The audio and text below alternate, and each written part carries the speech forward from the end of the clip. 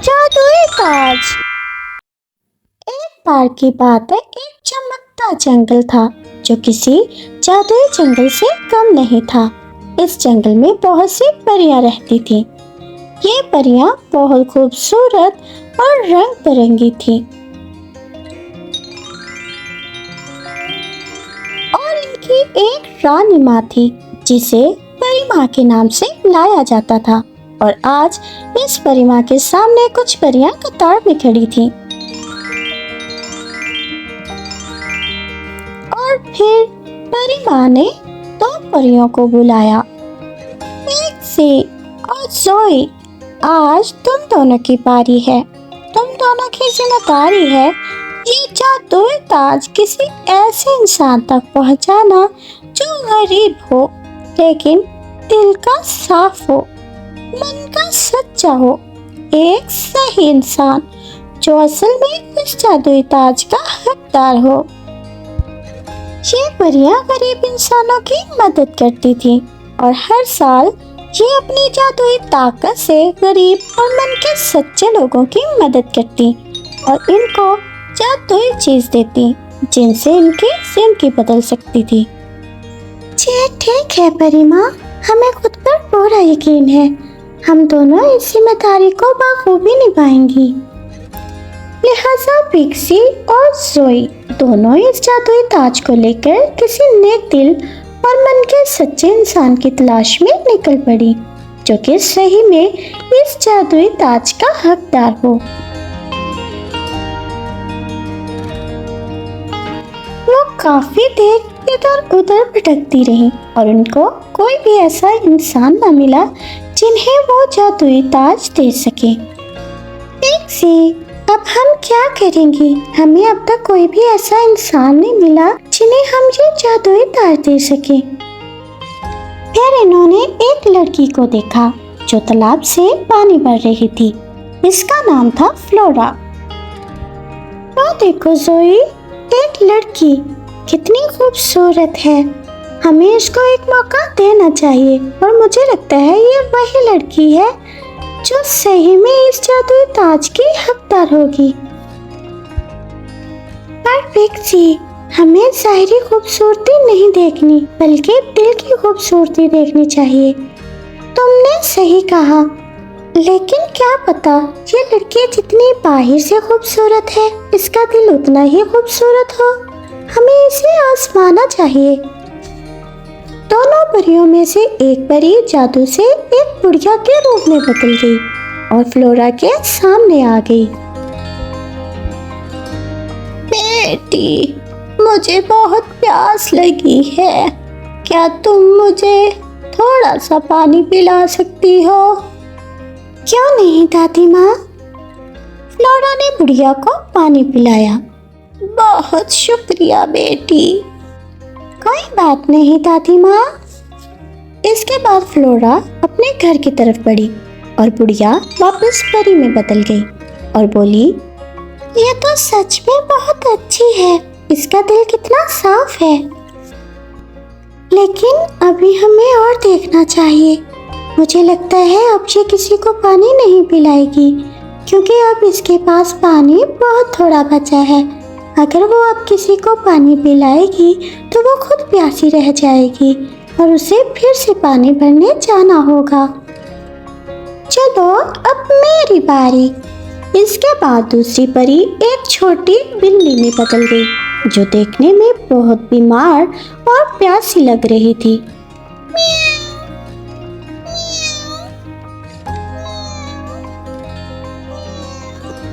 ओह मेरी प्यारी बिल्ली, तुम बहुत प्यासी लग रही हो और कमजोर भी।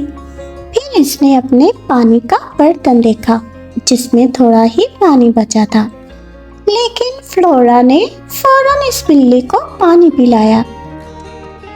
क्या तुम ठीक हो?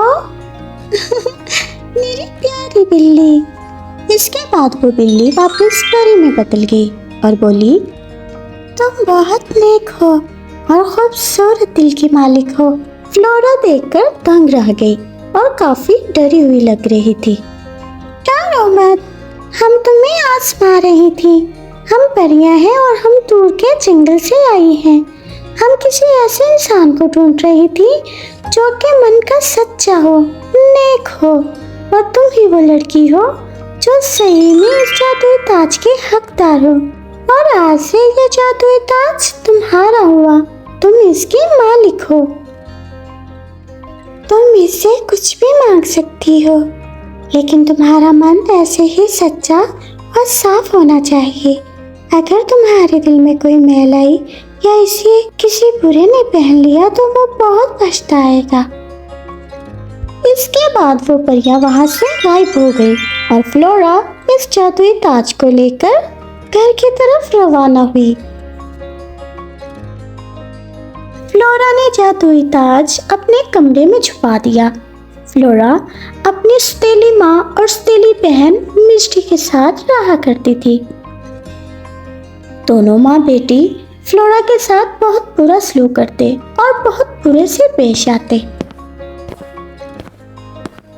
ओह, तो तुम आ गई फ्लोरा। चलो अब जल्दी से सफाई करो। मेरे पाँव गंदे हो रहे हैं। देखो घर कितना गंदा हुआ पड़ा है। और हाँ, जरा सफाई जल्दी करना। और इसके बाद तुमने खाना भी बनाना है। मुझे और माँ को बहुत भूख लगी है। पिक्सी, मैं अभी पानी भरकर आई हूँ।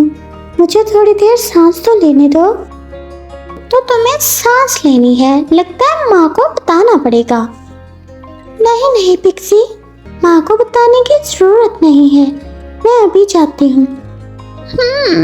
गुड। और काम जरा जल्दी करना, समझी? जी समझ गई। पिक्सी जब कमरे से बाहर गई तो जादुई ताज फ्लोरा के सामने आ गया और बोला, तुम मुझे क्यों नहीं इस्तेमाल कर लेती? मैं तुम्हारा सारा काम कर दूंगा। क्या तुम सच में ऐसा कर सकते हो? बिल्कुल, और मैं मजेदार खाना भी बना सकता हूँ। अरे वाह, फिर तो मजा आएगा। फ्लोरा ने वो ताज पहना और बोली, मैं चाहती हूँ घर का सारा काम हो जाए और घर में बहुत ही मजेदार खाना बनकर रेडी हो जाए और आसपास के जितने भी घरों में खाना नहीं है उन सब के घर में खाना बन जाए। कोई भी घर में भूखा ना रहे। फ्लोरा के इतना कहते ही वो जादुई ताज चमकने लगा और पूरे कमरे में रोशनी फैल गई। और उसके बाद जादुई ताज ने घर की सारी सफाई कर दी और एक मजेदार सा खाना बनकर मेज पर रेडी था, जिसे फ्लोरा देखकर बहुत खुश हुई। मिस्टी, खाना बनकर तैयार हो गया है। माँ को बुला लो और आकर खाना खा लो। मिस्टी और उसकी माँ खाना खाने के लिए टेबल पर आई और मजेदार खाना देखकर हैरान रह गई। फ्लोरा, तुम्हारे पास पैसे कहाँ से आए? तुमने ये सारा खाना बाहर से मंगवाया है ना? नहीं मिस्टी, मैंने कोई भी खाना बाहर से नहीं मंगवाया थी। मिस्टी और उसकी माँ को फ्लोरा पर शक होने लगा। इसके बाद से मिस्टी फ्लोरा पर खास नजर रखने लगी। फिर एक दिन कहीं से एक राजकुमार आया। मैं एक राजकुमार हूँ और मैं बहुत दूर से आया हूँ। मैं रास्ता भटक गया हूँ और मेरे पास रात गुजारने के लिए कोई ठिकाना नहीं है। अगर आपकी इजाज़त हो तो क्या मैं एक रात यहाँ पर गुजार सकता हूँ? मैं ज़्यादा तंग नहीं करूँगा। सुबह होते ही यहाँ से रवाना हो जाऊँगा। अरे हाँ, क्यों नहीं, आप अंदर आ सकते हैं। चलो मिस्टी, हमारे राजकुमार की खातिरदारी के लिए कुछ लेकर आओ। सुनो फ्लोरा, मेरा राजकुमार आया है तो तुम जल्दी से उसके लिए कोई मजेदार सा खाना बना दो। और हाँ, अपनी ये बदशक्ल सूरत मेरे राजकुमार के सामने लेकर मत आना, समझे? ठीक है मिस्टी फ्लोरा की खूबसूरती से जलती थी, इसलिए उसने फ्लोरा का दिल दुखाया। उसने फ्लोरा से ये सब कुछ इसलिए कहा ताकि फ्लोरा राजकुमार के सामने ना जाए क्योंकि वो जानती थी कि अगर फ्लोरा राजकुमार के सामने गई तो राजकुमार उसे ज़रूर पसंद कर लेगा।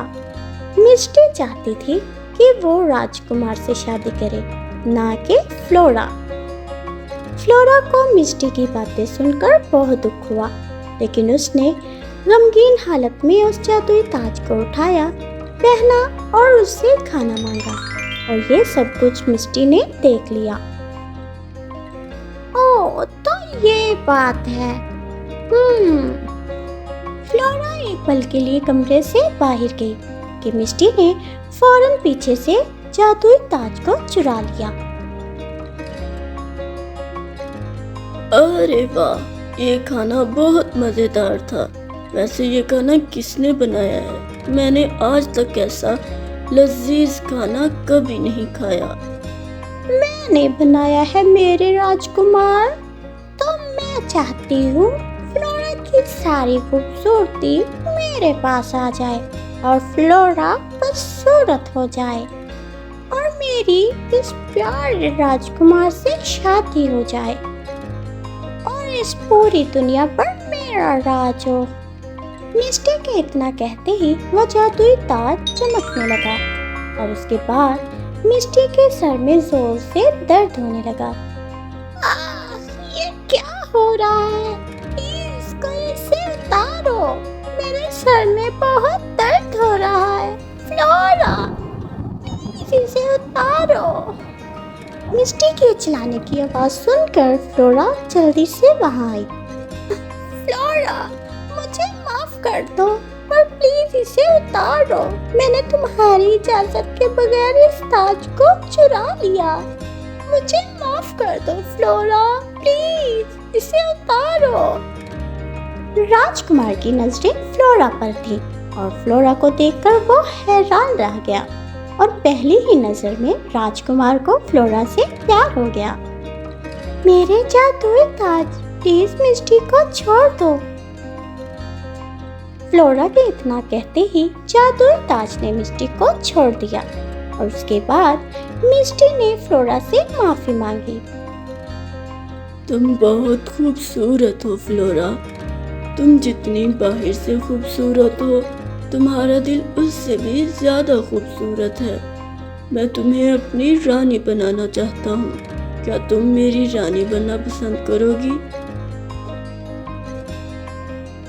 फ्लोरा ने हाँ कह दी और दोनों की शादी हो गई और इसके बाद फ्लोरा एक अच्छे राज्य में रहने लगी और इसके बाद इसने अपना जादुई ताज राजकुमार को दिया, शाही घराने में रखने के लिए।